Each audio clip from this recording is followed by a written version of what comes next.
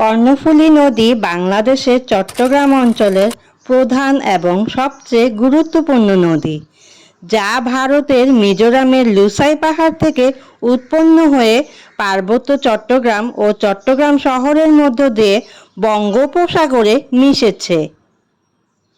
প্রায় 270 থেকে 320 কিলোমিটার দীর্ঘ এই নদীটির মোহনা চট্টগ্রাম বন্দরে অবস্থিত। এটি দেশের একমাত্র জলবিদ্যুৎ কেন্দ্রের উৎস এবং অর্থনীতির লাইফলাইন, যার তলদেশে আছে বঙ্গবন্ধু শেখ মুজিবুর রহমান টানেল, যেটা দিয়ে আমি গিয়েছিলাম এবং আমার ভিডিও আছে আমারই চ্যানেলে। নদীটি ভারতের মিজোরাম রাজ্যের মমিতো জেলার শৈত্যগ্রাম লুসাই পাহাড় থেকে উৎপন্ন হয়ে পার্বত্য চট্টগ্রাম ও চট্টগ্রামের মধ্য দিয়ে দক্ষিণ পশ্চিমে প্রবাহিত হয়ে চট্টগ্রামের পতেঙ্গার কাছে বঙ্গোপসাগরে পতিত হয়েছে। কর্ণফুলী চট্টগ্রাম শহরের প্রাণ ও প্রধান জলধারা। এর মোহনায় দেশের চট্টগ্রাম সামুদ্রিক বন্দর চট্টগ্রাম বন্দর অবস্থিত। কালুরঘাট সেতু এই নদীর উপর দিয়ে গিয়েছে। শাহ আমানত সেতু এবং চট্টগ্রাম শহরের দুই প্রান্তকে যুক্ত করতে নদীর তলদেশে নির্মিত হয়েছে বঙ্গবন্ধু শেখ মুজিবুর রহমান টানেল। বর্তমানে নদীটি অবৈধভাবে দখল ও দূষণের কারণে চরম বিপন্ন অবস্থায় রয়েছে, যার ফলে নদীর তলদেশে ভরাট হয়ে পানি ধারণ ক্ষমতা কমে যাচ্ছে। এই কর্ণফুলী নদী আরও অনেক গুরুত্বপূর্ণ এবং ঐতিহাসিক ইতিহাস রয়েছে। পতেঙ্গা সংলগ্ন দিয়া গ্রামে পর্তুগিজরা এই নদীর কোল ঘেঁষে প্রথম বসতি স্থাপন করেছিল বলে জানা যায়। এটি মূলত একটি সর্পিল আকার নদী, যা চট্টগ্রামের ভৌগোলিক ও অর্থনৈতিক জীবনের একটি অবিচ্ছেদ্য অংশ। এই নদীতে ভালো লাগে ভ্রমণ করতে, প্রকৃতির সাথে মিশে যেতে। এত সুন্দর সুন্দর সব দৃশ্য যা আমার মোবাইলে ধারণ করে রেখেছিলাম। এখানে মাছ ধরার জেলেরা জীবন ধারণ করে মাছ ধরে।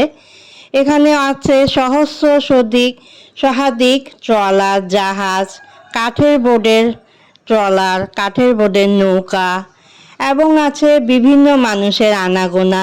এই নদীর পাড়ে বসেছে বিভিন্ন রকম খাবারের আইটেমে পসরা। মানুষরা বসে বসে উপভোগ করছে নদীর দৃশ্য আর দেখছে সব ছোট বড় ডিঙি নৌকা, জাহাজ, ট্রলার ভেসে ভেসে যাচ্ছে। ইলিশ মাছ ধরার ট্রলার, কাঠের বড় বড় নৌকা সব এখানে নোঙর করে আছে।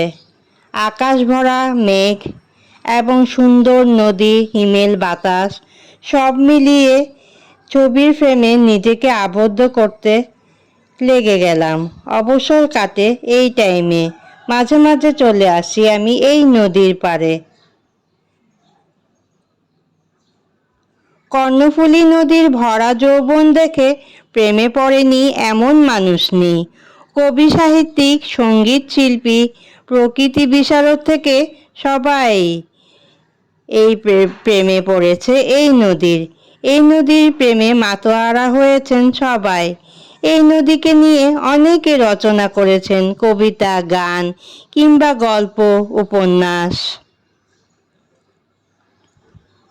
কাজী নজরুল ইসলাম তার কবিতায় লিখেছেন, ওগো ও কর্ণফুলী, তোমার সলিলে পড়েছিল কবে কার কান ফুল খুলি, তোমার স্রোতের উজান ঠেলিয়া কোন তরুণী কে জানে, সাম্পান্নায়ে ফিরেছিল তার দৈতের সন্ধানে।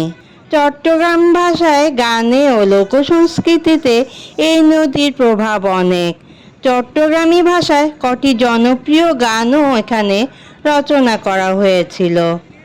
ছোট ছোট ঢেউ তুলি পানির ছোট ছোট ঢেউ, লুসাই ফারতুন লামিয়ারের জারগুই কর্ণফুলী, ওরে সাম্পানওয়ালা তুই আমারে করলি দিওয়ানা। এই ধরনের নানান রকমের বিখ্যাত গান এই কর্ণফুলীকে ঘিরেই গড়ে উঠেছে। এর মোহনায় বাংলাদেশের প্রধান সমুদ্র বন্দর চট্টগ্রাম বন্দর অবস্থিত, যা আন্তর্জাতিক বাণিজ্য গুরুত্বপূর্ণ। প্রাচীনকালে এর নাম ছিল কাইঞ্চা খাল, যা কালের বিবর্তনে কর্ণফুলী নামে পরিচিত পায়। এই নদী সেচ, মৎস্য আহরণ, নৌ চলাচল ও পর্যটনে অনেক গুরুত্বপূর্ণ ভূমিকা রাখে। এটি চট্টগ্রাম ও পার্বত্য চট্টগ্রামের বৃহত্তর এবং সবচেয়ে গুরুত্বপূর্ণ নদী। এটি প্রায় 180 কিলোমিটার পার্বত্য পথ অতিক্রম করে রাঙামাটি কাপ্তাইয়ের মধ্য দিয়ে প্রবাহিত হয় এবং এর দক্ষিণ পশ্চিমে বেঁকে বঙ্গোপসাগরে পতিত হয়। পদ্মার পর এটি বাংলাদেশের সবচেয়ে দ্রুত প্রবাহিত নদী। 1962 সালে কাপ্তাই উপজেলার কর্ণফুলীতে একটি পানি বিদ্যুৎ কেন্দ্র নির্মিত হয়েছিল। এই নদীর মোহনায় বাংলাদেশের বৃহত্তর এবং বৃহত্তম সমুদ্র বন্দর চট্টগ্রাম অবস্থিত। এর প্রধান উপনদীগুলো হলো কাওর, পুই বা থেগা, তুইচাং, ফায়ারু আং, হালদা, বোয়ালখালী, কাসালং এবং সাহানী।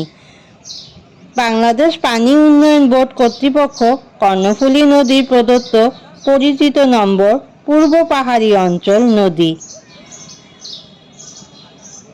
এখানে বসে সবাই বাদাম ভাজা খাচ্ছে, কেউ কেউ মোরালি খাচ্ছে, কেউ যার যার পছন্দের জিনিস খাচ্ছে আর নদী উপভোগ করছে। আমিও দেখছিলাম তাদের সাথে।